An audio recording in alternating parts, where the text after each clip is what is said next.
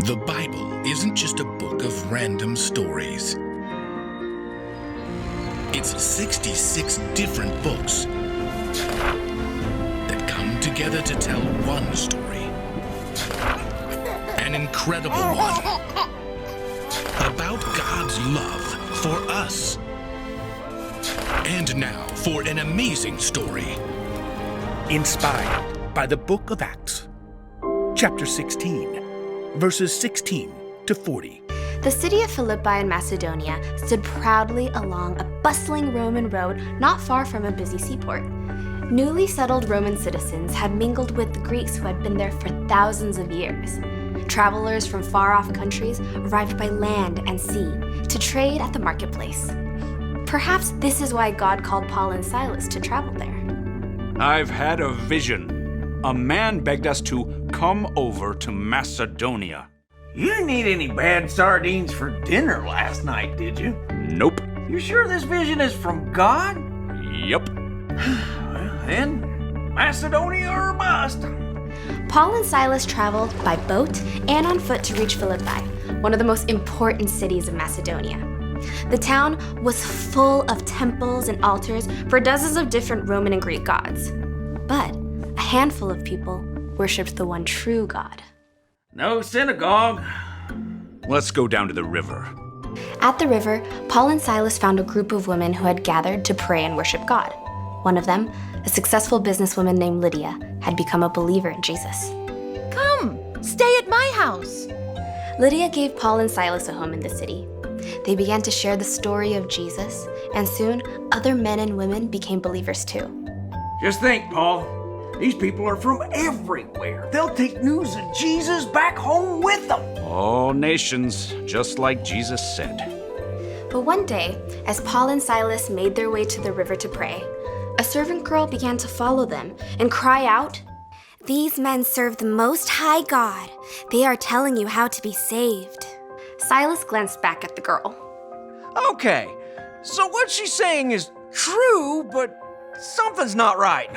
She's controlled by a spirit that doesn't come from God. The men she works for use it to make money. Though Paul and Silas ignored the girl at first, she followed them for days. Everywhere they went. "These men serve the Most High God. They are telling you how to be saved." The girl's boss wasn't happy. Don't waste your time on these fools. They haven't paid me a penny.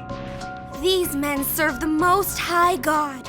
They are telling you how to be saved." Yeah, you said that. "These men serve the Most High God. They are..." Enough! Paul whipped around to face the girl and spoke to the spirit who was controlling her. In the name of Jesus Christ, I command you to come out of her. Immediately, the spirit left the girl. Her face changed. She blinked and stood straight and tall. What happened? I'm free. I'm me. The girl's bosses were not pleased. They snarled at Paul and Silas. She can't make money for us anymore. Jesus freed her. Will you rob her? The girl's owners grabbed Paul and Silas and dragged them to face the city judges. A great crowd formed, jeering and shouting. These Jews are making trouble. They're telling us to do things against Roman law. Then beat them. Yeah! Chain them. Yeah! Toss them in jail. Yeah! You know, the scary part in back with those big creepy spiders. Too far? Just as the judge ordered, Paul and Silas were whipped. Then they were dragged into the jail.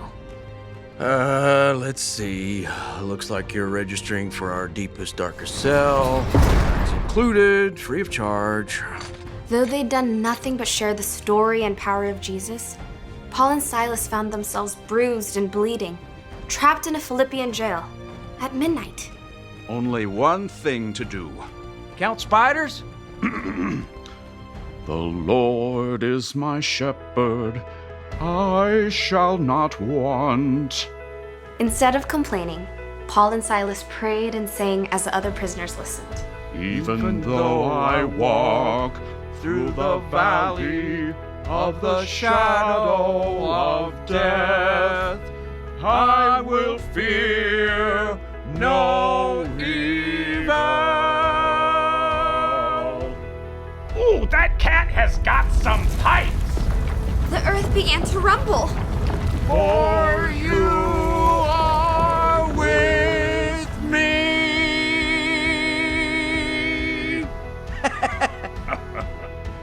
The entire prison shook. Doors flew open, chains cracked. The jailer woke and scrambled from his bed, racing to the jail. They're gone. They've escaped. The jailer planned to kill himself, but Paul called out. Don't hurt yourself. We're all here. Light. Get me some lights. Racing into the prison, the jailer fell down before Paul and Silas. What must I do to be saved? The jailer brought Paul and Silas into his own home. He washed their wounds and prepared a meal as his former prisoners shared the good news of Jesus to the entire household. Everyone was filled with joy and became a believer too. This changes everything. Early in the morning, the city judges sent out officers with an order to release Paul and Silas. You can leave now. Go in peace. Paul faced down the city officers. We were beaten in public and thrown in jail without a trial, even though we're Roman citizens. Oopsie! Your judges can't get rid of us quietly. They better come lead us out in person. Afraid they'd get in trouble for jailing Roman citizens, the judges skulked to the prison themselves. Sorry. About the spiders, too. Leave, please. Once free, Paul and Silas returned to Lydia's home. They took time to encourage the new believers before they finally left Philippi to continue sharing the good news to new towns and new cities.